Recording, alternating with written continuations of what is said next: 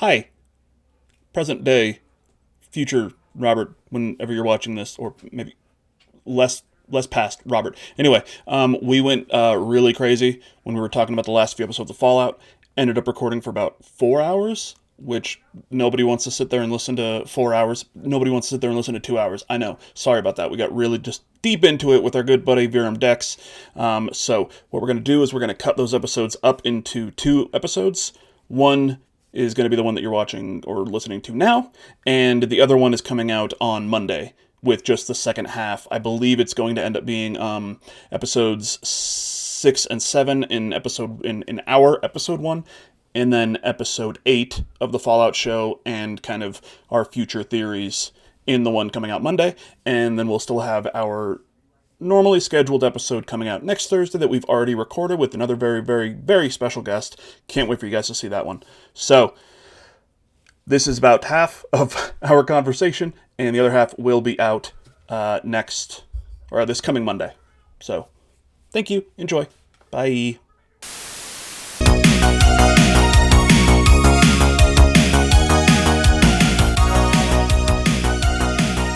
What the fuck is up, everybody? Hi, I'm Robert. That's Dex.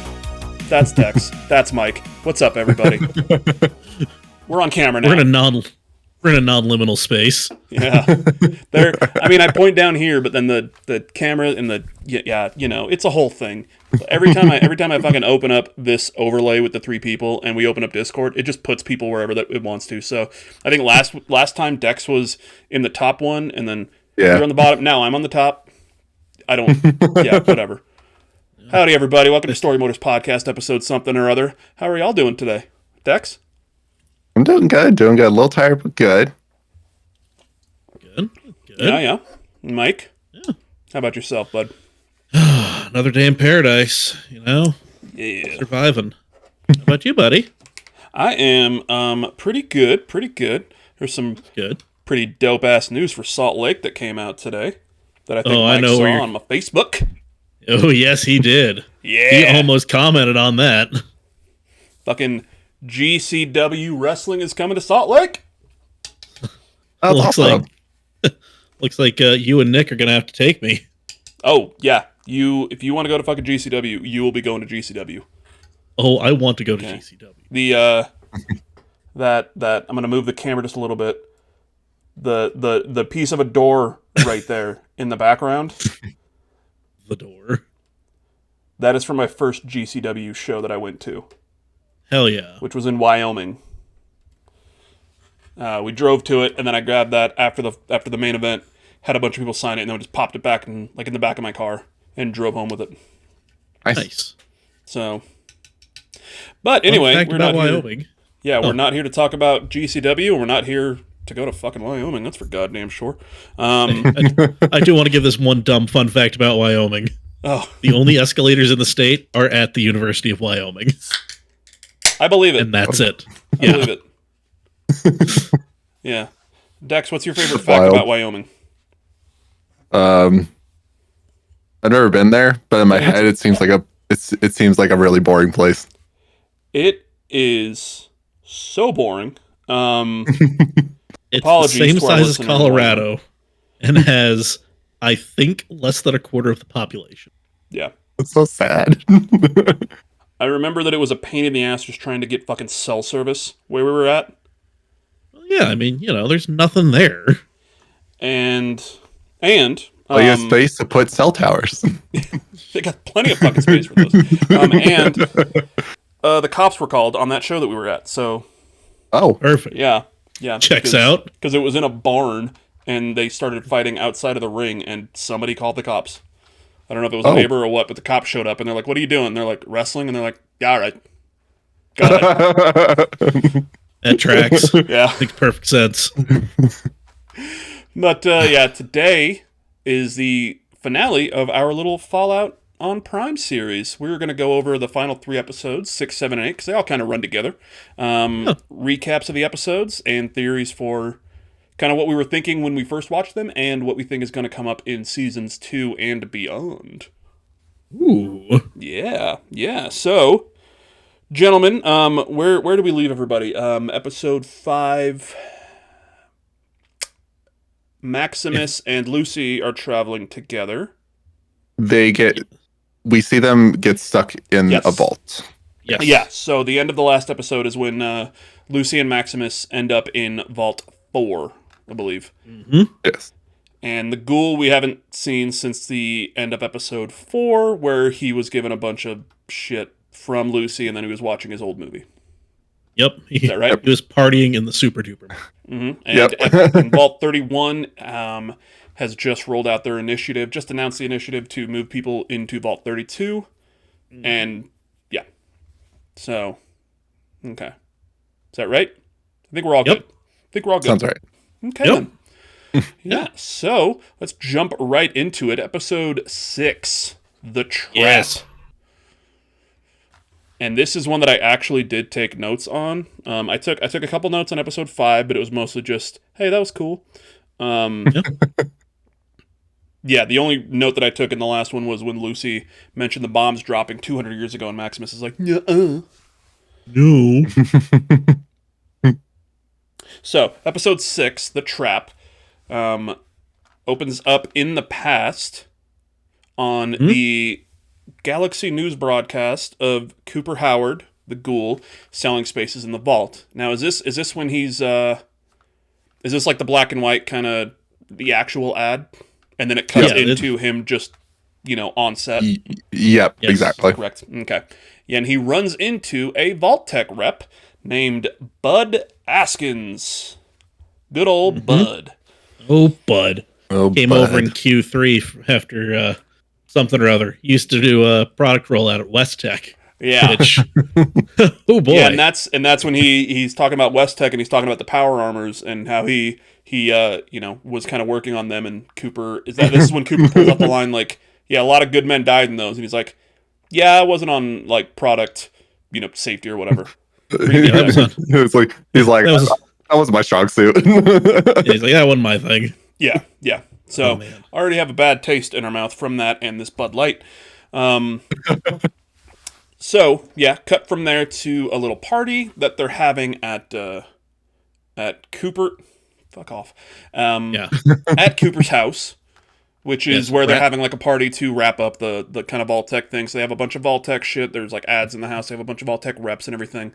And all the conversations are super fucking like business nerd shit. Yeah. Mm-hmm. Yeah. Like that's something I noticed watching it today. Yeah. Mm-hmm. Yeah, party's happening, and this is the first note that I took. Cooper leaves the party, and he goes down to the pool, where we hear a very, very familiar voice, who happens to be the Mr. Handy robot in the series. But when the camera pans to him, it's the actual human being who did the voice for the Mr. Handy, Sebastian Leslie, played by the very, very perfect in every fucking thing that he's in, Matt Berry. Okay? If you haven't watched the IT Crowd, maybe don't watch it now because the creator's a massive transphobic piece of shit, but Matt Berry's dope. Oh. Matt Berry's fucking rad. Yeah, Matt Berry is fucking incredible. And that voice is beautiful. Watch What We Do in the Shadows. Watch that one. I need to watch the that. TV show. But yeah, he's talking to a couple of the waitresses, and they're like, "Oh, do the line," and he says whatever he says, and then he's I like, only do them for close friends and beautiful women, and you're halfway there. Yeah, and he does the line, and then he's like, "Would you ladies like to come home with me?" And they're like, "No," and just walk off. It's not even come home with me. It's like, well, after your shift, you want to go hang out in the hot tub? I'm like, absolutely not. Absolutely not. Yeah. Yeah, you see their whole demeanor change. Just no. Like not even second location. Like literally 60 feet that way is where we want to go. Yeah, and they say no. And Sebastian seems to be the only kind of friend that Cooper has at this party who he knows from like Hollywood and everything. The only other person that he's invited that showed up. Everybody else at the party is Vault-Tec. Yep. And Howard is like talking about how he's lost like friends and like movie deals and stuff because of his association doing these ads for Vault-Tec. And Sebastian is like, well, yeah, I mean, the future is in products. That's why I gave my name to or my voice to the Cogsworth and the Mr. Handy line, because that's the future is in products, not in doing movies. So you should look into that. Everything's a product. You're a product. Yep. You're the end of the world is a product. We're a product. Yeah. Cut over to the ghoul. He's still in Super Duper Market, Super Duper Mart, and then sheriffs show up. Yeah, hold on. My favorite part of their interaction was, well, how much did you get paid? Seabass asked him how much did you get paid. 10 million. I got 183,000 pre-tax. Yeah. Well, my manager got him to throw in one of those robots. And he's like, every time I go home, the thing talks to me. It's my voice. Asking me if I want to sit down. Yes. Oh, God. And Sure. yeah, so cut to the ghoul. He gets arrested by 2 sheriffs from the government. Okay. Lots of air quotes there. The government. And I took a note on Government. this here in a little bit that was it super gross. But they take him, and then we cut to Vault 4, where Maximus and Lucy are being treated by doctors in this vault. And kind of, are being told what the vault is, and hey, people are welcome here. These people came from like outside, blah blah blah. There's people from like survivors from Shady Sands, which is from where Maximus is, and then there's vault dwellers that have been here kind of their entire lives, and we're gonna keep you in quarantine just to make sure that you're not fucking ghouls or anything. And then you can. By the way, I kinda join yanked us. this tooth out of your arm. Yeah, let me get this tooth out of your arm because once again Maximus was shot in the episode before, but instead of a bullet, it was a fucking tooth because of course it was. Yep. I'll be fine. We just pulled a rotting tooth out of your arm. No. Well, it's just so funny because with them being cannibals, they're like, what would make great bullets? Teeth. We're gonna We baby can't bird eat. this shit. By the time I get to that meat, it's already chewed up. Yeah, so Tenderized, baby. they've gone out. They tell Maximus that they've also gone out to get his power armor because he had to leave it out because he didn't have the the power core. Lucy is like, yeah, we're in a vault, everything's fine, and Maximus is very weary of it because Maximus has never felt comfort. But as the camera pans out, and this is one of the notes I took, the camera pans out, the room that they're in says test subjects above the door. Yeah. Which gives you the idea that, oh shit, something's happening here. That's not what a door for people should say. No. So quarantine's over. They go in to eat, and then the overseer shows up, played by Chris Parnell. Overseer Benjamin, who is a Cyclops. Yeah. Which I'm gonna go ahead and say it was amazing the work they did to have him be a Cyclops. Yeah. I absolutely hated looking at it, though. Oh yeah. Oh God. I definitely did a double take. I was like, okay, it's one eye. Yep. And then I had a note before that when Maximus and Lucy are sitting there at the table talking. Like, is she just mowing down Cap'n Crunch? Like, is that the Sugar Bomb cereal of the future? I mean, it probably just is sugar bombs, But Well, it's also funny while they're in the room together. Maximus starts talking about how he's like a virgin, and then she's like, "You want to have sex?" Well, no, I don't even think he mentions that he's a virgin. I think they're just bored. I thought he did. Oh no, he did the virgin thing that all like 13-year-old boys do. When some guys make a move, not me though. You know. Oh yeah. Then she outright just is like, "You want to have sex?" You want to have sex? Yep. And he's like, "Well, no, because sometimes like I've heard that it like gets like." It gets like hard down there, and then the top of it explodes like a pimple. Like a pimple. And she's like, "Oh, it's so normal." she's fine. But yeah, they're sitting down eating. Overseer Benjamin, the Cyclops, who really quick. There's one thing about this Cyclops thing that I didn't like. Why does he have 2 eyebrows? That's a good He has question. one eye, and he's got 2 eyebrows on the side of his eye. Those eyebrows they're not doing any sort of fucking function for this one eye. Yeah. Am I wrong? I don't know. I think you're not wrong. I think it's more for aesthetics rather than functionality. Man, aesthetics my ass. You can kiss my aesthetics. Okay. So, yeah, he comes and talks to them and warns them to stay out of level 12. And then Maximus and Lucy start looking around and they notice, a bunch of other people have, different mutations. Like, I think, somebody had like an extra arm. There was like somebody with a beard that was little fingies or something. Somebody had a nose growing out of their head. Yeah, just yeah, like just up the nose right here. there. Yeah. Yep. Yeah, and Um. I will not like Maximus's reaction was like he's taken aback, but also not super freaked out. Yeah. Lucy is losing her mind. Mm-hmm.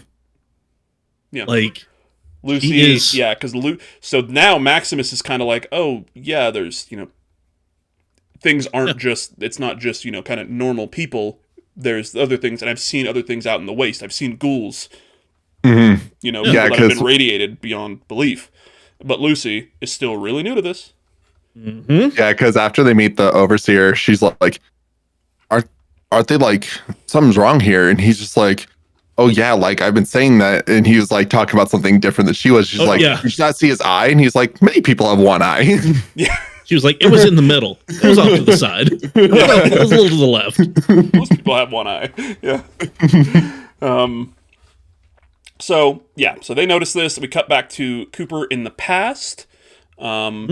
And his they're in the hot tub, and he mentions that he's like, oh, I want to leave Hollywood and move out to a ranch. Barb's not happy because she works at Vault Tech, and she says, her job guarantees the family a spot in a vault. And In Cooper's a good like, vault. well, we can just buy a vault. We have money. We can buy a space in the vault. And she says, no. My role guarantees us a spot in one of the good vaults. And he asks what she means, and she's like, she doesn't answer. But yeah, one of the good vaults, and this is kind of one of the first things, as somebody who maybe hasn't played the games, you might think, what does that mean? They're just vaults. What's going on? Well, I think it kind of led on as we'll get to it. Yeah. But I think if you've been paying attention, you notice Vault 4 is very different from Vault 30. Yeah. Yeah. And I think a lot of people hopefully kind of were thinking are they all like this? Yeah, it's are good, they all weird, it's vastly a good different? kind of back-to-back thing where it's Vault. We've really only seen 33 and then 32 where you've seen, we see dead bodies and shit, and they're like, we know what's happening or something. And then the next one that we see is Vault 4, which seems normal until they start looking and seeing, oh yeah, this, he's a Cyclops, and this person has the nose in there. There's something different here, even though it seems the same as 33. There's something else. And then right afterwards, we get the line from her saying one of the good vaults. So it was a really good timing for that, obviously. Yeah. And once again, I think this goes back to when we talked about the first episode, where their use of going back to pre-war time isn't just to be like, oh yeah, here's a pre-war time thing. It's literally linked to whatever is happening right then. Yeah, it's actually moving the story forward. Yes, it's moving the story in the present forward. Go ahead, because when he's doing the commercial, they're talking about Vault 4 because that's where all the scientists were going to go. Yeah. And so by jumping to Vault 4, you see what it became. Yeah. Mm-hmm. After the trial period.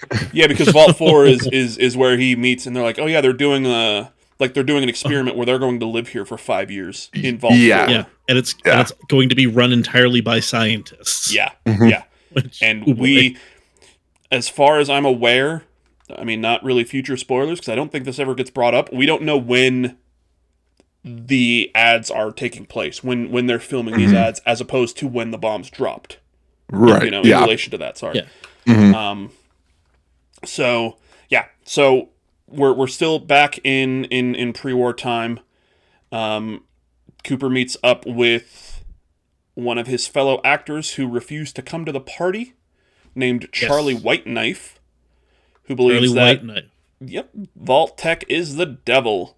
He is now a communist. Yep, he's now a full-on communist. And is convincing Vault Tech's the devil because they're selling these spots of safety for their income, and they need to make profits for their investors. So, what's the real angle here, essentially? Yeah, a private company has been contracted by the government to ensure the safety of the people at the end of the world. But what is a company's ultimate responsibility? It's a fiduciary responsibility to make profits for their shareholders. Yeah.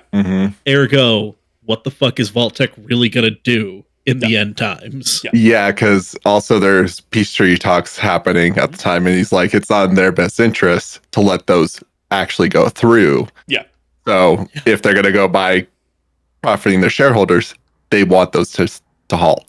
Oh yeah. And as they're talking, he gives Cooper a business card for the Hollywood Forever Cemetery to come and learn the truth.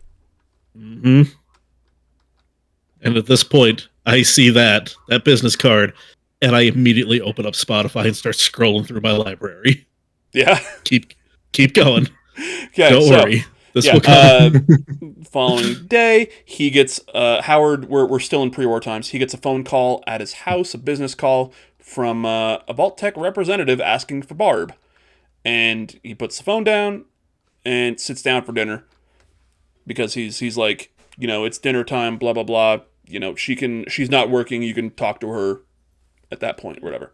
And as they're eating dinner, they're talking, to their daughter and everything. Or talking about her daughter who's reading to the dog, and Barb says, "Oh yeah, there's no dogs allowed in vaults." And this sets Cooper off. Yeah, Rightfully so. because now it's Yeah. like, well, who made that decision? Why are there no dogs in the vaults? And they're like, yeah, it's just one of the rules. And he's like, yeah, but somebody made that rule. But my freedom. Yeah, but my freedom. What freedoms am I going to have? Yeah. What? It was Yeah, just- he's asking the right questions, but he's Oh, also yeah. being that typical American of like my freedom. Yeah.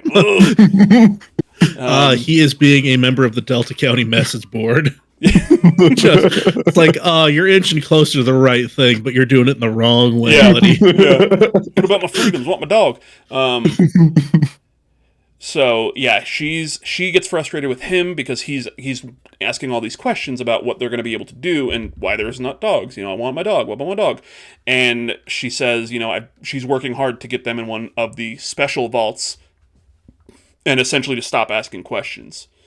And Cooper's, he's realizing that this is kind of what her future is them in the vault because the world's going to end, and he's like, doesn't your future of us being on a ranch doesn't really make sense.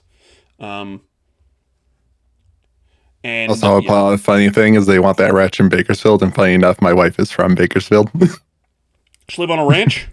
She sell to Cooper. Lovely town. Yeah. If you could call it that. Yeah, through her work, Barb has secured a spot in a vault that's reserved for management, where they'll oversee the other vaults, and that's probably the best outcome. So Barb is kind of you get the idea that Barb is just convinced that the world's going to end real soon. So there's no reason to buy a ranch. There's no reason to do anything else because this is gonna happen. And she's Her. Go ahead. her Sorry. whole demeanor is just we need to get into the special vault with our family because it's the only place we're gonna be safe. There's no dogs. Go fuck yourself, Coop. Yep. Cut to Vault 4, and Lucy meets with Overseer Benjamin in his office. Explains how a toilet works. She's like, Yeah, Yep. yeah, because she obviously knows about it, whatever. And Benjamin says that he's a 5th generation vault dweller, which confuses Lucy because he's got a mutation. So she's like, well, that doesn't really make sense because you're mutated from the surface. And where's my note here? So this is one of my favorite things. So Overseer Benjamin is talking about all the different people in the vault, as like the people that are vault dwellers as opposed to the people that came from Shady Sands, and he responds to her and is talking about her, and I don't have the exact line here, but he refers to the people that came from the surface as surfies, which is just phenomenal. Yeah, it's Love that. he doesn't he's like, yeah, we're gonna help them, but like I mean the surfies are and this is They when come you with get, their the weird thing food from the and- original trailer where he drinks the coffee, spits it out, and he's like, oh, that one's moldy, and then he just grabs another one, starts drinking it. And she, is like, yep, you're saving people from he's let's see, he reveals his disdain for the surfies, that they've taken in, and he's delighted that she's a Vault native because she knows kind of what the rules are and everything. Because the people from the surface just don't know how to behave properly. She's like, yeah, you guys are doing a good job, but what's going on, in level 12? And Benjamin is like, don't talk about level 12, get out, like, don't worry about that, that's not a thing. Get out of here, Goosey. Yeah, get out of here, Goosey. Yeah, he's like, no, it's Lucy, and he's like, no, it says Goosey. Which I think is funny, because, like, I didn't know they would have, like, Intervault records like that. Yeah. Well, was that a record, or was that, like, when, is that... Because he, like, opened an intake chart. Yeah, like, opened like a from when she was pulled in as, from the thing. Okay. Yeah. Okay, I thought he had some, like, file on her. Oh, yeah, okay, yeah, I have all your information here. Yeah, as far as I know, kind of communication between vaults was kind of taken off the map when the bombs fell. Yeah. In most instances. Did anybody else notice he put on a pair of glasses to read her file? Yep.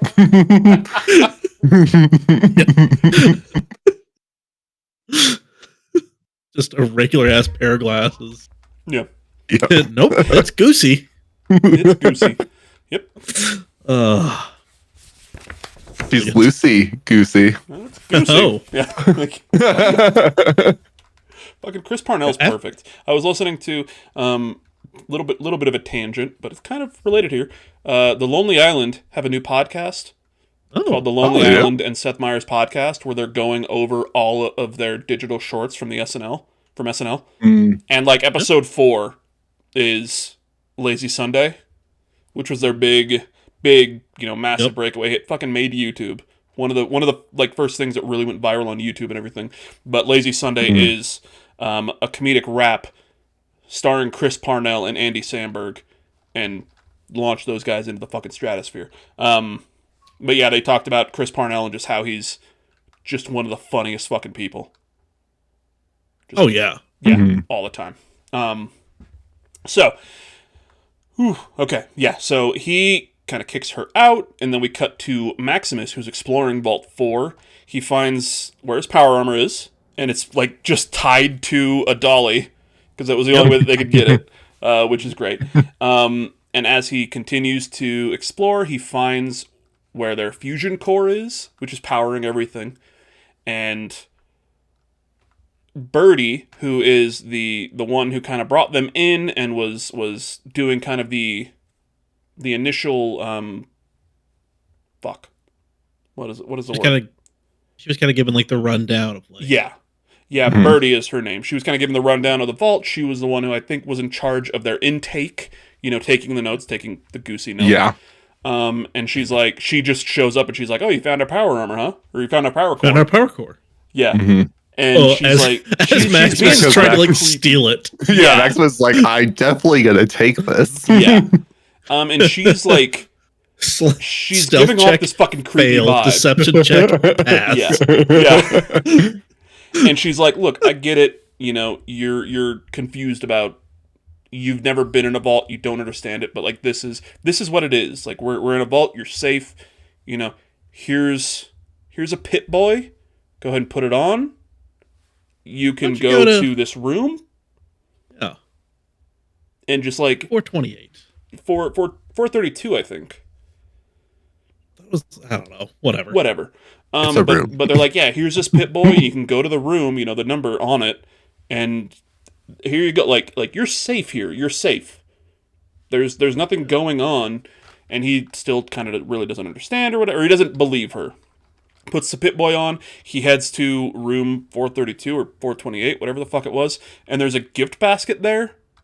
With like candies and like just food and all this stuff, and a robe and slippers. Oh, she tells him you can go take a hot shower. Yeah. And this completely confuses him. Yeah. Like, a what? And then he goes in there, he turns the faucet on, and water's just coming out. And he's confused. Clean water. Yeah, just clean water. And he takes a shower, he puts the robe on and the slippers. Yeah. And Like me, anytime I check into a hotel. yeah, what do you got for free? I'm doing it. I'm taking that. Give me that. Robe and slippers. All right. Jimmy opened this mini bar. And then we cut to kind of what apparently has caused some drama online, even though it shouldn't have. Lucy gets to the Vault's classroom because they've got a classroom for the younger Vault dwellers, and there's a thing on the board that kind of shows a rundown of, this is when the bombs dropped, this is when this happened.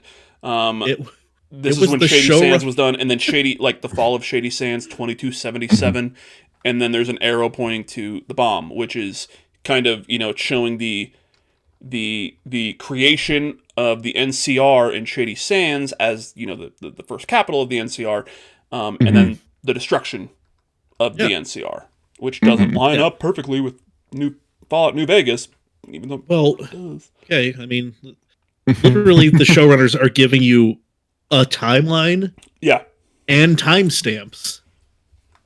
And the game itself is timestamped. Yeah. But alas, you can't put those numbers in the right order. And so but here we are. So that board, look at me. That board does not negate New Vegas. Yeah. Very simple. Like, are you sure? Don't make me get a whiteboard in here. I will get a whiteboard in here. I will write the timeline out. Yeah. I will book a ticket to wherever it is you are, angry commenter. Who's definitely watching this, who's not one of our friends. Wouldn't it be hilarious if it's one of our friends and I have to go fight them over Fallout timeline? Just Zach is like, what the fuck, man? No, it definitely does. Just drop kicking him at a tailgate. But yeah, this was it kind of goes back to when we did our first episode and we were talking about like canon and what is canon and what is lore and everything, where at the end of the day it doesn't matter. No. You can kind of just move things wherever you want to. But I am a fan of it once again as kind of those are the rules that they placed upon themselves. Like the writers were like, okay, we can just write a story where shit happens, or we can kind of really, really challenge ourselves to put it in the context of all of this other stuff that's already happened. Which is the reason that I'm a big fan of like, oh yeah, let's try to keep things canon, because it's like, cool, you put this pressure on yourself to make this make sense. And I think they've come out afterwards and they're like, yeah, this is what we meant with that. Sorry that you kind of misunderstood it, but everything works out because this is how we went into it, thinking that everything here is canon, except for Fallout, Brotherhood of Steel, and Van Buren and Tactics. That's the thing that I feel like you notice a lot, regardless of what medium or fandom you're talking about, is when they give context to more things, that gets taken as like, oh, they're changing it, it's being retconned, when it's just giving you more information of the thing that was introduced. Yeah. So it's like, just because we have more information doesn't mean what you first learned was wrong. It's just giving you more context. So, and then so she's looking at all this, and kind of all the history, and then there's the NCR flag there in the room, which once again kind of it points to the fact that this vault isn't just for vault dwellers, and they've opened themselves up to people from the outside, or else they wouldn't have known what NCR is, because NCR is not pre-war. Nope. No. No. Especially that flag with the fucking Brahmin.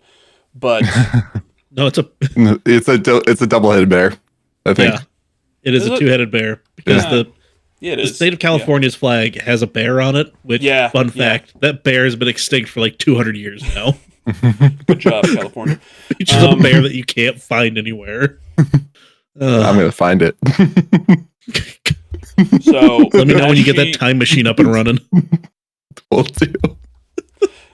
So she's looking at this, and then she sees a bunch of the surfies kind of walking down the hallway towards, the kind of break room, and they're like, "Oh yeah, go ahead and come along." She asked the like old guy scientist what's going on. He's like, oh, it's some surfy tradition. They get too rambunctious. Oh yeah, They're like, it's so too we're rambunctious. going back to our rooms. Yeah, yeah. So this is very clearly like a thing that the people from Shady Sands, specifically, or the the surfies do. Kind of a little get together that they do that the vault dwellers don't understand, but they're all like, yeah, you know what, this is their thing. Let them do it.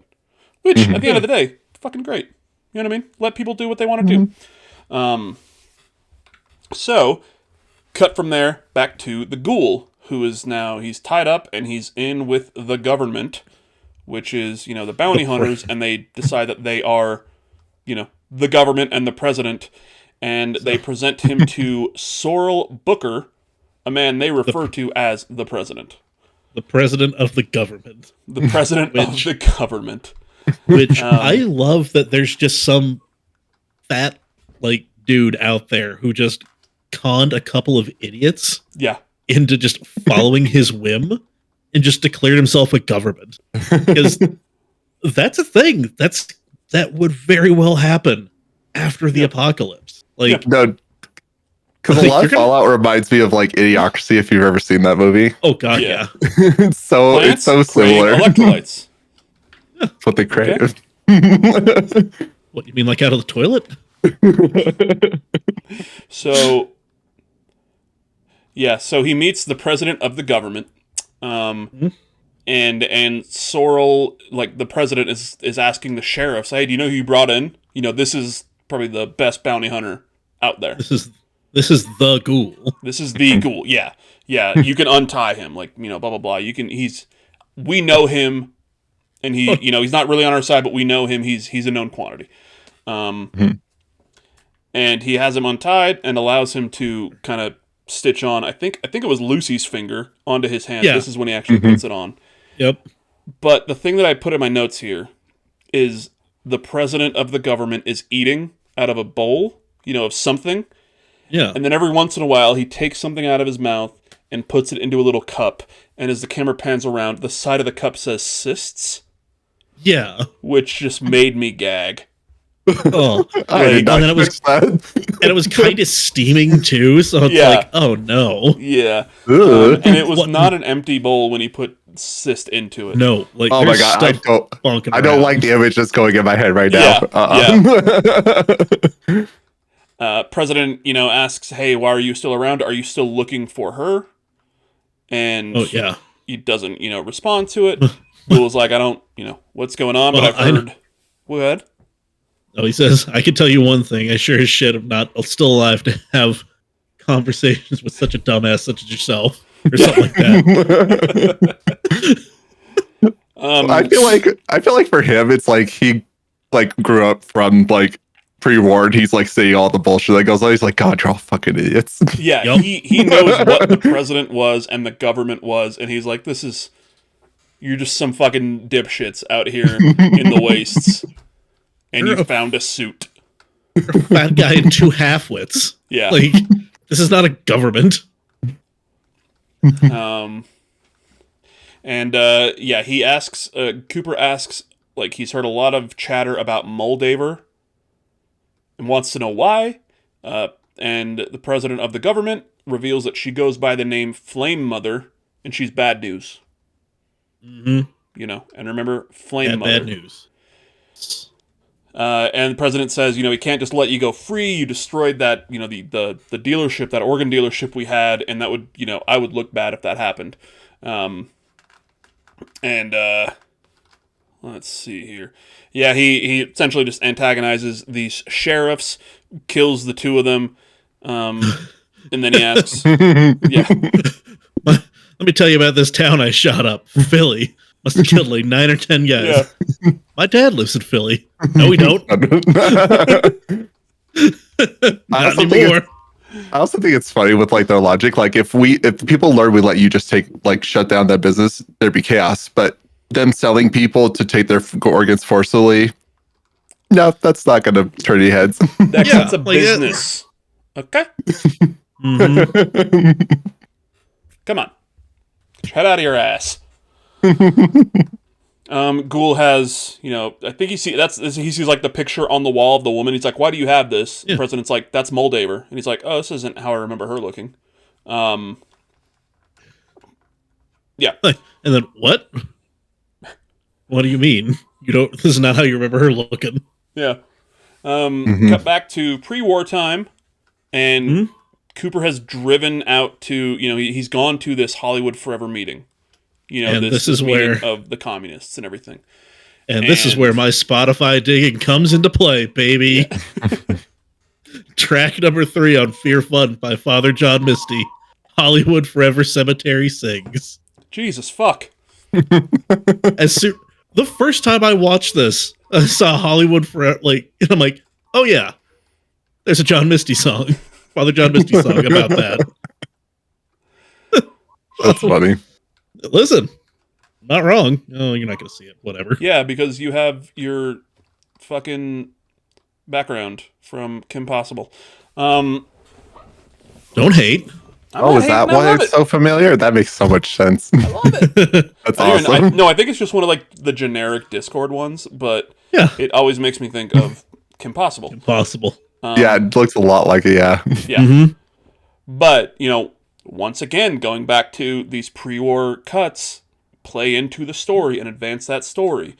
The Ghoul says, the president says, that's Moldaver. The Ghoul says, that's not how I remember her looking. Cut back to pre-war time. He arrives at, Hollywood Forever for this meeting. His friend Charlie shows up, greets him, and introduces him to a woman, and it's Moldaver. And now you're like, okay. Well, she's not a ghoul. What's going on? Yeah. They existed at the same time. What the shit? Yeah, what the shit's happening? Cut back to Lucy, and she attends this, thing that's happening in the vault, and just the most cult-like thing. Just straight up cult-like thing, where they start putting their hands up and they're doing things, and Lucy's like, "Oh yeah, cool." There's like yeah. They're doing like breathing exercise, like okay, yeah, cool. And then they start unzipping their stuff, and getting naked, and she's just like, "Oh no!" She got like goes like this. She's like, wait, yeah. Lights go out and everything. They start lighting candles and everything. They start calling out for the Flame Mother and remember Shady Sands by covering ourselves in the ashes of those who didn't survive. And after she's like they get a thing. She's like, "Oh yeah," on her head, and they're like, "Yeah, the ashes of people who died." It's like, the ashes of the fallen. Yeah. Throughout this whole thing, before she learns anything, she's like, "I'm so glad to be included." Yeah, that's all she wants.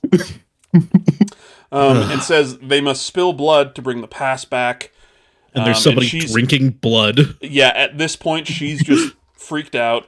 And then a banner rolls down, and it's the Flame Mother, Moldaver. And Lucy recognizes Moldaver and is like, obviously freaked out. Ceremony ends. Lucy runs over to Maximus's, his new vault house, and he's just wearing the robe. I think, he's like watching the TV, which is just like a repeating whatever. He ate oysters. It was and he walks in, and she's like, we gotta leave, and he's like, "Do you want to make my cock explode now?" What? I'm sorry. Intercourse? Yeah. Oh. Yeah, he ate twice on that speech check. And then asks Lucy to make his cock explode. And then decides he doesn't want to leave because they gave him a robe and slippers. And a hot shower. And he's basically being like, just, hey, we're safe here. You said we're safe here. We're in the vault. We're good to go. And she's like now like, oh, no, there's shit going on. We got to find out. So she leaves.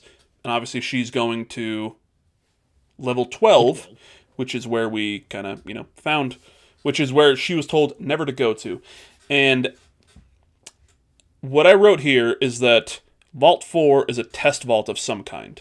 Didn't know yet. So she goes to level 12, and she finds a strange video, like a little tape that she plays, that shows a woman in a tub, and I think she passes this kind of this contraption, this thing, and she finds a video of a woman that was in a chair in this kind of what the fuck is not a bucket, a vat box, like a vat or a box or whatever. Mm-hmm. Yeah, like a tank.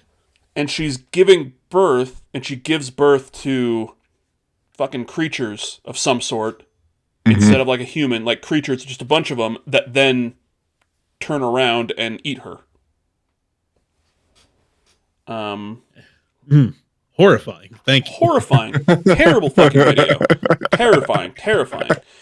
And she's, obviously freaked out.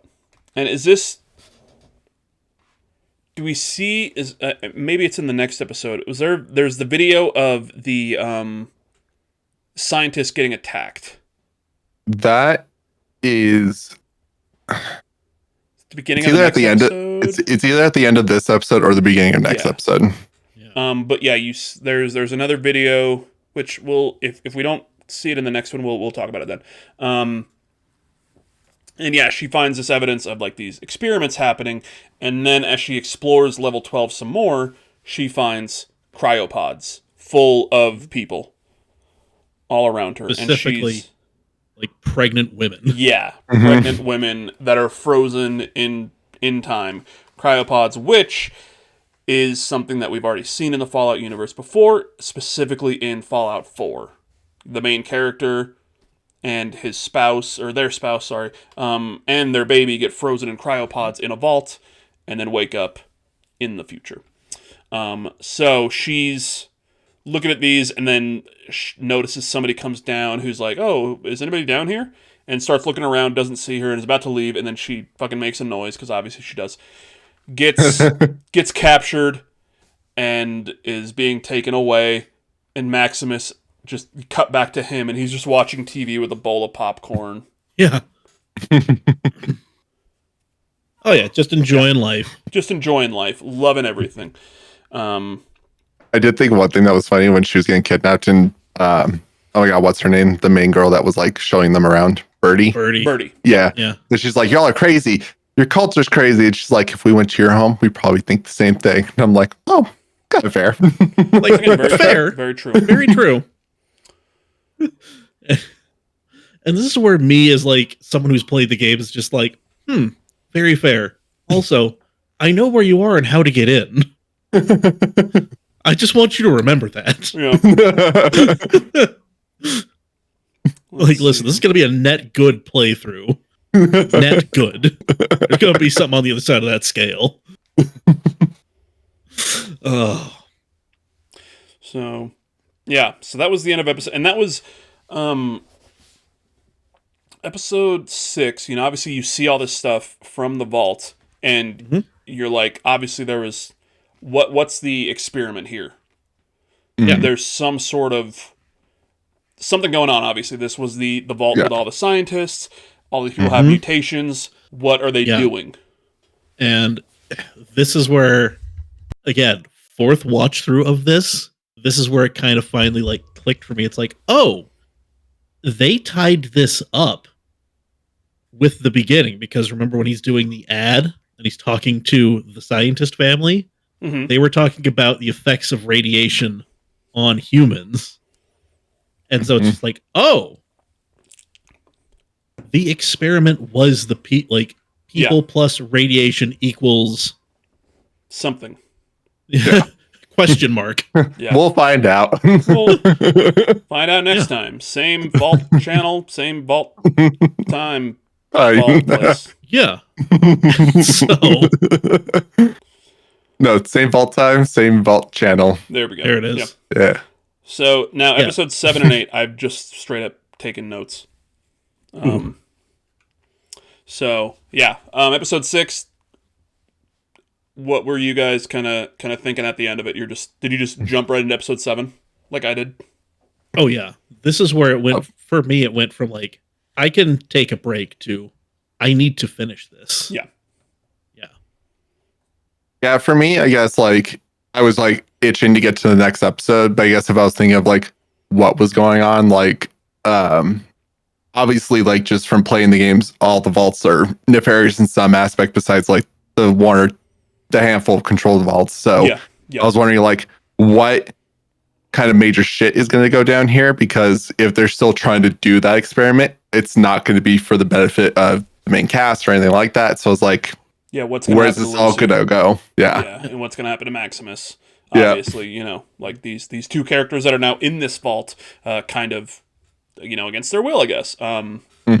But Maximus thinks this is great. Lucy's getting kidnapped because she's like, this is not what a vault's supposed to do. You guys are crazy. You guys are crazy.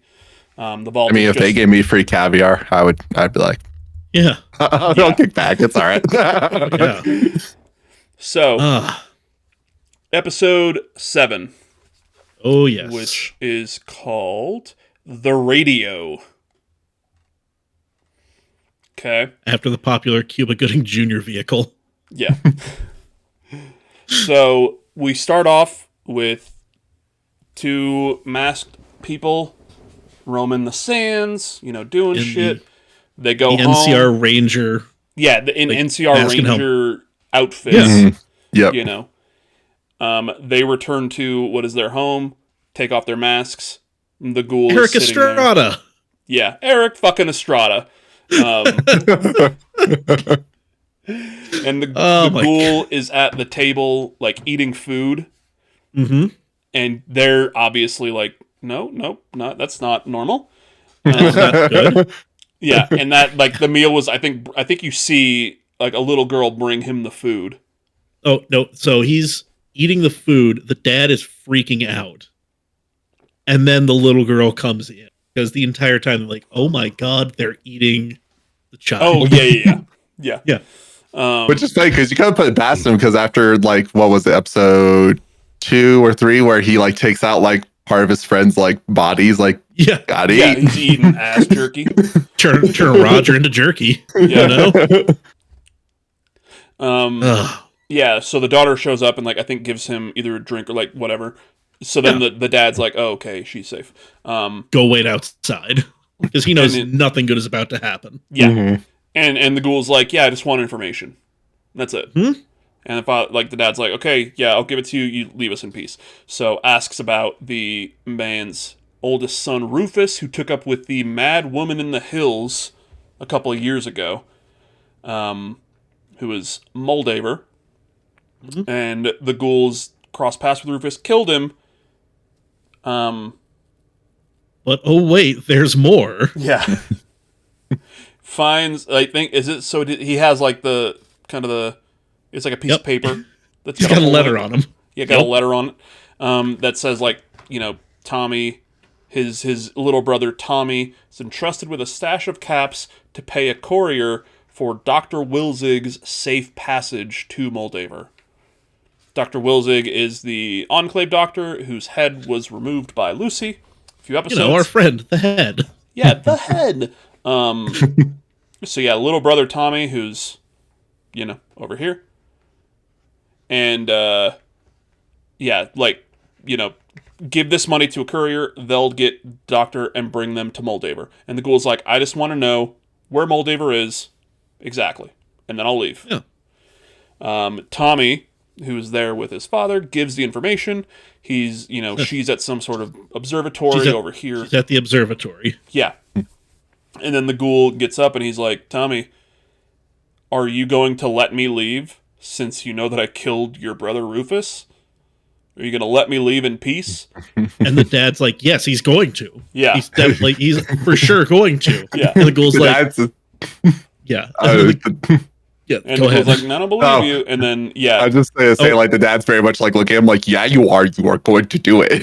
Like, Yeah. for the love, like, not just the, as a dad, just being like, you dumb shit, like you're going to die if you say the wrong fucking. You say the wrong thing right now, you're dead.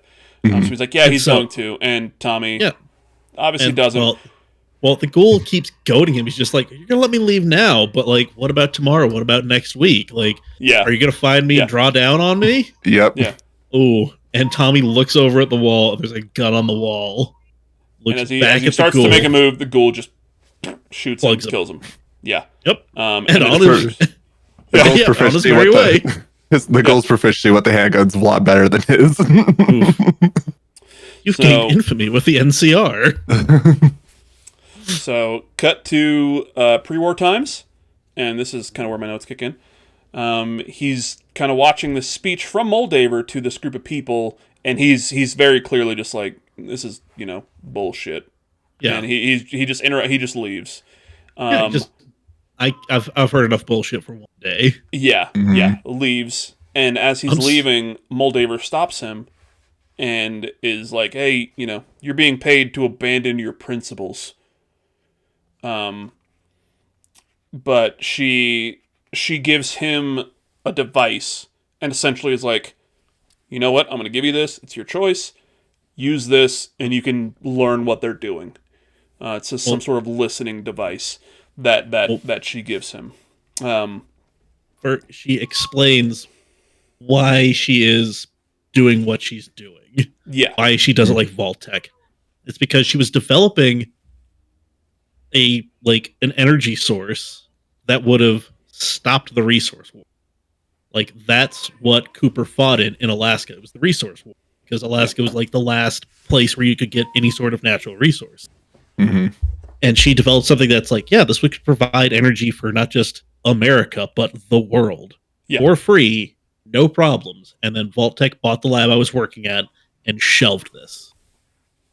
Why the hell would you do that unless you're trying to profit off of this war and people dying? Yeah. Mm-hmm. Yep. And then she gives him the listening device, like, do with it what you will, but if you really want to, you can listen to what she's doing. So, yeah. Gives him the listening device and is like, kind of learn for yourself. You know what I mean? Like, you'll learn about them, you'll learn about what they're actually doing. Here you go. He tries to give it back, and she's like, no, you keep it. And you can tell that he's got it, and he's like, I don't want this shit. I'm gonna do this shit. Yeah. Cut back to Vault 4. Lucy is restrained. Birdie and Overseer Benjamin are talking to her and are like, hey, this, watch this. This is the video that we see later on of what's really happening on level 12. And it's a video of like the original kind of Vault Dwellers, the original Overseer. Mm-hmm. And they talk about the experiment of trying to essentially merge human DNA with radiated creatures. So the experiment was, on radiation and how it affects people. They ended up creating the Gulper that we saw a few episodes ago. Yeah, and it's not just a very calm, take to camera. It is, he's hurriedly speaking. Yeah. His wife, the other doctor, is trying to barricade the door and screaming at him to shut up and help her barricade the door. So he's essentially looking into the camera being like, this was what we're doing here. And also periodically throwing in there be like, this wasn't a bad idea per se. Yeah. And we actually get this foreshadowed in the last episode, because when Lucy starts on level 12, you see the Gulper hit the glass after she moves into the next room. Yeah. She watches the clip and Lucy's a little confused, and Birdie's like, this is, your history. This is what the vault was built for. Mm-hmm. This is what they do. Yeah, the Vault Dwellers lured people like, Benjamin, like the people from the surface, so they could perform experiments on them in this environment. Mm-hmm. When they rebelled, they took control of everything, and now, we've taken over and we're trying to help the people who were experimented on and trying to make an actual, good thing out of here. And Lucy is asked by Overseer Benjamin, essentially like, what was the experiment in your vault? In Vault 33, what was the experiment? And she's like, we didn't have one. We were just a vault. We just lived. Your ignorance will not forgive you. Or some Birdie just fires off, and at that point, I'm just like, oh, I'm coming back here, and I'm wiping this fucking vault off the face of the earth. So she's like, we didn't do anything, and they're like, well, that doesn't matter. Yeah, your ignorance doesn't save you. So Doesn't forgive you. Yeah, it doesn't forgive you, and you will be punished for bringing violence into the vault, which happened when she attacked the person who was trying to kidnap her in level 12. You poisoned our vault with violence, and I'm like, didn't you have a violent uprising? Yeah, wasn't that the whole thing? Weren't you just rubbing blood on each other or drinking it? Like, yeah, like, hold on. And she has a bag on her head. She's being taken down a corridor, and they pass Maximus's room. Who's still mowing down popcorn? Yeah, still going fucking nuts on the popcorn. Go ahead, Dex. I was just gonna say I like that part just because it helps to further destroy like Lucy's like worldview of what the vaults are and everything, and like just towards the character growth that we'll see like throughout this episode, the next episode, and all that, and just I just like it. Yeah. So this is where, let's see here. Well, you're figuring that out. I will say, I love that. So they, he sees her being taken. Then we cut to Thaddeus. Oh, who yes. is still limping. Dragging that golf bag. Dragging the giant fucking golf bag. Has got dog meat with him. And decides to sit down and look at his foot, takes his shoe off and his sock, and the foot is just dangling. It is fucked. It has not gotten any better. Yeah. It's I'm not just like, how did you make it this far? Yeah. I would take one step, like I'm sitting down. Nope. You know what? You know what? You're the knight now. We're good. You're done. Yeah. As soon as Maximus stepped on my foot the first time, I just would like laid back and just be like, "Step on me, daddy. Finish it. Let it go. We're done." Yep. Right in the face, buddy. In the face.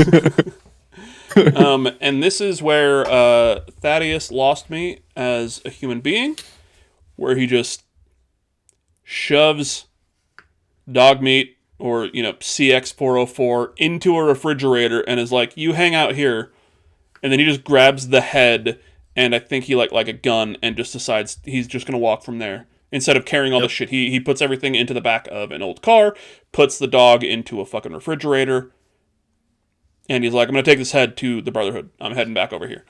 And we cut back to Vault 4, and Lucy is now on trial, and her hands are tied up, and I think is she in a gallows? Not a gallows. She's like tied to this thing. She's she is like down and like kind of like this, yeah. Yeah, and whatever's about to happen ain't gonna be great. It's not good. And the overseer is like, the people of Vault 4 are peaceful, but we won't allow anybody to threaten our peace. And says, "We sentence you to death." And as he says this, the camera is like looking at this giant sword behind him. This giant saber, and he's like, "We sentence you to death by banishment to the surface world." And he grabs his sword and just starts slowly cutting this rope. He's like, "We need to sharpen this." Yes. I just fucking lost it because I was like, that's goddamn perfect. I wrote. Then she's like, "What? Do you let me live?" You're like, "Well, we're sending you to the surface where you most surely will die in like a day or two. Yeah. Or we're gonna also give you these supplies." 2 weeks worth of supplies. And it's in the fucking basket. It's like 2 weeks of supplies. Like a gift basket of supplies. It's like, what?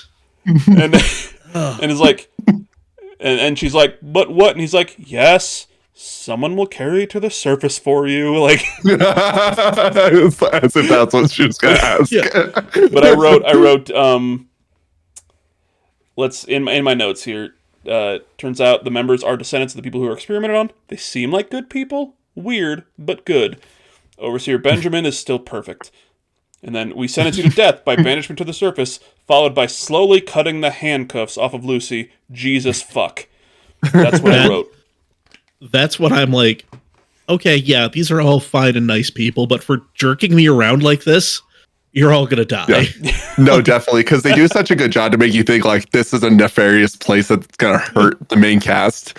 Yeah. Like there's something not right here with the test subjects, so don't go on level 12 and all this other stuff. They do everything that you would think like, oh, this place is not good. And then you find out, no, they're just sad and ashamed about what happened and actually pretty okay. Yeah. And she's like, hey, you're gonna let me leave? And like, yeah, here's 2 weeks of supplies. You gotta leave, but you're probably gonna die. And she's like, that's fine, I Meanwhile. accept it, but can you let Maximus stay? He didn't do anything. He's safe here. He's loving it. And then we, see Maximus. He is gone. He has stolen the fusion core. He's back in his power armor. Lights go off. He's walking down the. Down the hallway, and you just see him just do one of these, just get loose. He's like, let's go. Yeah, because his friend Lucy, the love of his life, the only female, is in danger, and he's like, I gotta save her. I gotta save her. So they're pretty much like, yeah, he didn't do anything, and before she can go tell him that, he just busts in. Picks up like a fucking until now. Yeah, picks up was it like a popcorn machine and just it was a Nuka-Cola machine. Yeah, he picks it up and just chucks it. Well, like his entrance is throwing a guard from like a second floor thing and just coming in and just like, oh god. He's just doing the whole like, I'm gonna save you. Yeah, I'm gonna save you. And he's destroying shit, and then she's like, no, stop, and finally gets him to stop and being like, they're gonna let me leave with this shit. Oh, he's like, oh, sorry. You might want to check on that guy. Yeah, there's just some guard, just like, just wheezing. And then it just cuts to them outside of the vault as the doors close. And he's in the power armor that's still obviously being powered. And Lucy talks to him and essentially like, look, we can't leave. We can't take their power armor. They've got maybe like a week or so. Fusion core. We can't take the fusion core. And he's like, but I can't move this without it. And he's like, yeah. And she says like something like, I know what they did, was terrible, but I can't go see my father knowing that I've taken all this stuff away from these people and destroyed their home. Mm-hmm. And he basically talks him into it, and then it kind of just cuts to, I think it cuts back down to the vault at that point, and the power core just falls down, and it cuts to the service thank you. I also like that because like even though like you could see Lucy changing from her time in the wilderness, but she still has like that basis of like, hey, this is wrong, like we should be kinder kind of thing. Yeah, she still has a moral compass. Yeah. Like, that's never going to get, like, no matter what happens, she's always going to have that. Yeah. Mm-hmm. And once again, she brings up her dad, and that's the whole point of this story is she's trying to go, save her dad from Moldaver. And she's like, you know what, he raised me right. I can't leave these people to die just to help myself. Like, we've got to send this back, and talks him into it. So now he doesn't have the power armor, and he decides this is the time now to be like, look, I'm not Knight Titus. My name is Maximus. The real Knight Titus died. He got attacked by this shit. I don't feel like I'm not a good person. And she's essentially like, I've been up here for 48 hours now. I get it. This place sucks. But you're being honest with me. You've helped me. You helped me down there. You helped the people here. You're a good person. The service sucks. When I'm done, come ahead and stay in Vault 33 with me. Yeah. Now that you know what a vault's like, you can come live with me. Come live with me and my cuck cousin. So they decide, they're just going to go off and get the head. And now we cut back to Thaddeus, and this is a bit of a conversation that we're going to have here. As he's limping, and we see the chicken fucker, who, when we're around the children, we like to refer to him as the chicken lover, who pops up and is like, basically like, I can fix that foot for you. I got whatever you need to do this and do this, and I can even, fix you that foot, and you'll be good. And he kind of turns around and he's like, can you? Can you really? Yeah. And he's like, yeah, go ahead and come over to my pharmacy, and, I've got something for you. Yeah. Because again, this is something else I love. Like, the Brotherhood guys, they're also kind of naive. Like they know more about the world than Lucy does, but things like this, like they can't spot a con artist or someone who's actually going to do harm. they're such like the militaristic version of like a religious cult. Oh yeah, Oh yeah, that's what the Brotherhood of Steel is. they're the Amish with M16s. Yeah, yeah. And he says, that he's developed this serum that can fix anything. Yeah. And then I think Thaddeus kind of he brings him to this pharmacy, sits him down, and Thaddeus pulls out a gun on him as he's looking through his shit, and he's like, "How do I know that you're not just going to kill me?" And he's like, "You don't." You don't. And he's like, "I don't have any taps, but I do have this fusion core, which is what he took from Maximus." And he's also like, "What's to stop me from killing you and just taking this thing?" Yeah. And then some flowery bullshit from the chicken lover snake oil salesman. So this is kind of what I wrote. He takes, they come to an agreement. He gives him, Thaddeus gives him the fusion core. He gives him this. What did he take it like the inhaler again? Do we forget? Is that how Thaddeus took it? Was it an inhaler or was it like a shot? Or was it did he drink something? I can't remember. I think it was inhaled. Yeah, I want to say it was inhaled. Yeah. But he however he takes this, inhaling, drinking, whatever, his foot starts to heal itself and fixes itself. The bones go back into place, everything. Mm-hmm. And what I wrote here was, the Squire's foot is fucked up, but he can get fucked for locking up dog meat. Yeah, it looks like an inhaler kind of thing. Yeah, it was an inhaler thing. Okay. So he gives him, this inhaler. It fixes his foot, and then kind of tells him where, hey, you can find the radio tower, which is kind of how you can reach the Brotherhood, because that's what you're trying to find. And Thaddeus is like, oh yeah, it's by Shady Sands, which is very irradiated. And Chicken Lover mentions something like, oh yeah, you don't have to worry about that anymore, and just leaves. You don't have to worry about that one. Yeah, you don't have to worry about radiation anymore, and just leaves. So yeah. And I, the viewer, I'm like, huh. Thaddeus doesn't catch on to that though. He's just kind of like, oh.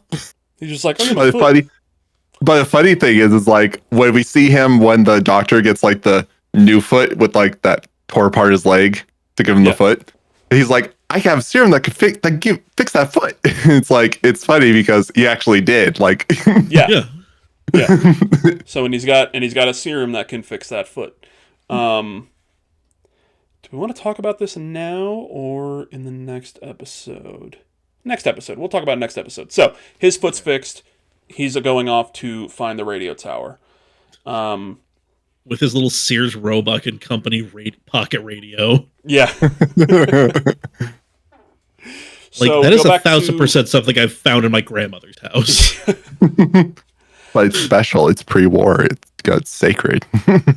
I'm pretty sure the one I found in grandma's house was pre-war too. Let's see here. So we cut back to Vault 33. Cut back to Vault 33, and this is where citizens are finding out whether they're going to be in Vault 32 or stay in 33. Oh. And we find out that all of the raiders that they've captured were poisoned and killed. Yes. They lost the raiders, but they got their reading room back. Yeah, they lost the raiders, but they got the reading room back. Now, new Overseer Betty is like, yeah, we'll get to the bottom of this, and then sends out everybody's thing on their Pit Boy saying where they're going to be living. Two things before that. One, you see guards hauling off that nice lady that Norm gave the leftover Jell-O cake to. Yeah. They're just hauling her away, and she's like, I would never do something like this. You know me. And then Betty walks up to Norm and says, what did I tell you about your wounds? And then chooses the people who are going off to Vault 32. Yeah, because at that point you're thinking, did Norm did it? But then when she says that, it's like, no, Norm did not do this shit. Yeah. And you're just remembering kind of, different interactions that he's had and what other people have said to him. Specifically, like, Betty really harping on like your words carry weight. Remember who you are. It's like Betty's building this up to set you up, buddy. You could think it was him because he was like, maybe we just should do to them what they would do to us, kind of thing. You would think like, oh, maybe he actually just went through with it. But then when she says that, it's like, she knows that he didn't do it. Yeah. You know, but she also knows that everybody remembers he's the overseer's kid, everything that happened. So, hey, if I throw out these things, perhaps I have a convenient scapegoat. So, yes, we get the vault assignments. Norm's staying in 33. He finds Chet, who is going into a family unit in Vault 32 with Steph, one-eyed lady, and her baby. Because apparently now he's the father. Chet, don't take too long. I'm holding the baby, so you have to pack everything. Yeah. And Chet is kind of, like, I'm, it's time for a fresh start. We're going to go to 32. I'm going to forget about everything that happened, blah, blah, blah. And Norm calls him a coward. Says, you're a coward. Which I love. Chet's like, we're all cowards. We're living in an underground, we're living underground in a giant We live vault. in vaults. Yeah. We're all cowards. We live in a vault. And both sides, I'm like, fair. I'm just like, you know what? Points all around. So, and then what I wrote in my notes was, who killed all the raiders? Probably the new overseer. But we don't know. No. Yeah, so everyone gets their things. We cut to the ghoul. He finds Dogmeat at the Red Rocket. Once again, this is they're at a Red Rocket, which is very famous from the games. The Red Rocket thing is in Fallout 4. That's where you actually first meet Dogmeat, which makes sense here. Yep. Cut to the ghoul, finding Dogmeat, saving him from the fridge, and then we cut back to pre-war Cooper, and he has this little device. He decides to sync it up to his wife's Pip-Boy, syncs it up, and then is like, no, it's a bad idea, throws it away. And then later on that night, comes back and digs it out of the trash. Yeah. And everything is just cutting back to no dogs in vaults, because he doesn't... Sees his dog Roosevelt or whatever. Yeah. Oh, no, buddy. Yeah, sees his dog Roosevelt, loves it, and is like, no dogs in vaults, blah, blah, blah. And then it cuts back to, times now, and the ghoul is with Dogmeat at a fire and says, I'm sorry, Dogmeat, you just ain't him. And I almost started crying, because that's a beautiful line.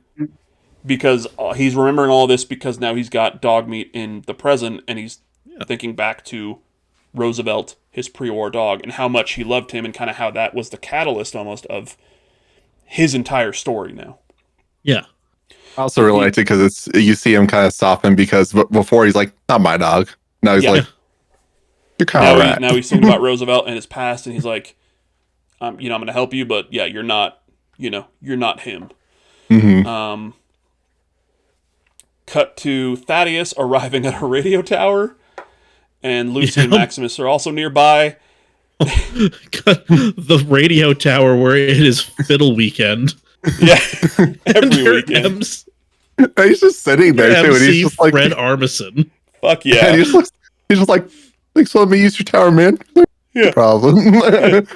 People don't appreciate Fred Armisen as a radio DJ is perfect casting. Oh yeah, and he's got all the booby traps for the critics who hate the movies that he plays, and. It's not funny because Thaddeus tries to compliment. He's like, "Oh yeah, this is great. Great job with the booby traps. That one's nuts." And we see Lucy and Maximus arriving at the same tower. They, is that your ride? Yeah. He sees them and he pulls out his gun, decides to start shooting them, misses everything. Fred Armisen's just like, nope. Closes the door. Yeah. And Lucy kind of throws her hands up again because that's what she knows. She throws her hands up and she's like, "Look, I just want the head." And Thaddeus is like backing up, trips one of these booby traps and gets an arrow through the neck. Yeah. And everyone's just like, "What the?" Yeah. Yeah. Like that's it. And he's like, "Why am I not dead?" And as he's talking, you hear the whistling from the... Yeah. Yeah. Well, and then it's just he goes to like pull it out, and everybody's like, "I wouldn't do that," and he's just like, "I'm not gonna leave it in." Pulls it out, and he's fine. Yeah, he's It fine. heals. And it starts to heal over, and then who I think it's Maximus is like, Thaddeus, I think you might be a ghoul. And Thaddeus is like, oh no, I knew I shouldn't have trusted a doctor who smelled like that. Oh God. Then we see the Brotherhood of Steel vertibirds overhead, and essentially like Thaddeus is like, I've got this. Even though I've got this head, if they find me and they see me, they'll kill me because I'm not a human anymore. Yeah. Essentially. So Maximus is like, give me the head. You run that way. We'll buy you time. And like that, he's like, even though I did this, and he's like, get the fuck out of here. And then Maximus takes the head, gives it to Lucy, and says, you know where like they've got your father. Take this there, get your father back, everything, and I will deal with them. And they kiss, blah blah blah. Oh, before this, he grabs another head. Grabs another head just from one of the booby traps and smashes the face so you can't see who it is. Yeah, and they kiss, and she's like, yeah, I'll find, like, I'll wait for you in Vault 33. I just love they kiss, hand down, the heads are kissing. Oh yeah. It's like, oh, well, that's still kind of tender. So then away they go. Yeah, she leaves. He's got the head. He's waiting. Come back to Vault 33. Let's see here. Yeah, in 33, they've got the half of the people that are going to Vault 32. They're all at the door to like say goodbye to everybody. Yep. Let's see here. Sorry, I've got my notes here. Right. Betty's so giving people a speech. to Vault 32, and they're giving a speech. Now that they've cleaned out all the evidence of the Raider attack, they announced that Steph, the one-eyed woman who initially came from Vault 31, as we remember, is now the overseer of 32. And I wrote, she probably killed the Raiders. And is this the scene where one of the guys who's supposed to be Reggie. in 32? Yeah, Reggie. Yeah, Reggie's like, nope, I'm not doing. Nope, not going. Stay here. I live here. Turns around, starts walking out, and the guards just stop him, and he's like, yeah, no, I'm 32. I live in 32, and just goes back. It's a fun little moment. I also like because I think at that time, if I remember correctly, when Betty announces that Steph is the overseer, Norm kind of gives a look to can't remember his name, Jet, and he's just kind of like, yeah, I'm telling you. Once again, like Vault 31, all these people here. Yeah. So they're doing this. Hannah Montana's little brother sneaks away into the overseer's office, hacks onto the computer with the hacking minigame, which is so good. Yeah, just I was like, yes. And he like figures out how to chat with the overseer from Vault 31 as Barb. Yeah. So. And the vault, the overseer of 31 asks if Betty's been compromised. And he says, yeah. And they're like, all right, come back to Vault 31 immediately. He goes to the door for Vault 31. The door opens. He goes in. The door closes behind him. And you see him kind of looking down a hallway and kind of hearing something. And his eyes go wide. He's scared. And the camera or the episode ends. So now he is in Vault 31. Under the orders of the overseer of Vault 31, who thinks that it's now going to be Barb showing up, or Betty. Sorry, not Barb. But yeah, he's locked in there, and we don't know why. We don't know what's going on in there. So at the end of the episode, Thaddeus is running away. He might be a ghoul. We don't know. Yeah. Yeah, Maximus has a head that he's going to give to the Brotherhood of Steel. Lucy has the real head, and she's going to Moldaver. And Hannah Montana's little brother is in Vault 31, locked in there. We don't know what's happening. And the ghoul and a dog are in hot pursuit. Yeah, the ghoul and the dog are just hanging out at a fire. It's just, everybody's got something to do. And episode 8 is where the doing takes place. Yeah. So I wrote here, so after I watched episode 7, before I went to episode 8, I kind of wrote a theory of what I thought was happening. Vault 31, 32, and 33 are connected. because Vault 31 is the research facility, and then 33 is being used as a control vault where everything is kind of perfect. And then 32 is where they have like the variables to then, notice or like see everything that's happening in 33 as opposed to 32. And they send the overseers from 31 as the researchers to guide both experiments, which was my theory at the time. Yeah. I don't know. My thinking was 31 has to be the control because things happen in both 32 and 33. Lucy specifically mentions a famine that happened in Vault 33. So I'm like, okay, so it feels like it's like A/B testing. Like they're throwing the same thing, same problem at these two specific vaults and seeing what results transpire. Seeing what happens. So, and meanwhile, Vault 31, all their corn and wheat is perfectly fine. Their big light bulb in the sky, no problems whatsoever. Let's see here. I guess, for me... Go ahead. So go ahead. No, go ahead, if you had something to say. No, go ahead. Okay. I guess, from watching this one, what I imagined 31 was going to be was, almost like a cabal of, just some people, almost in, a... your typical round table kind of thing, and they're all be sitting there, and no one would walk up, and there's what the fuck, and they're like, who the fuck are you? Or almost like the council the Council of 13 from Venture Brothers. Yeah. You know what? No, it was Organization 13. That's what's in Vault 31. Yeah. There it is. And so I was thinking there's some cabal it's the Guild of Calamitous Intent. Who's controlling all the things in the vault.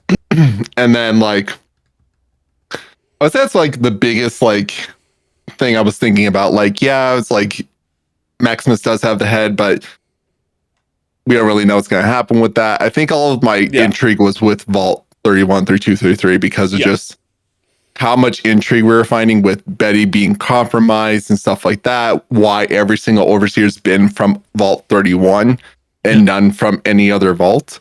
So I think all my intrigue was focused in on the vaults because I feel like that's where they're more focusing on.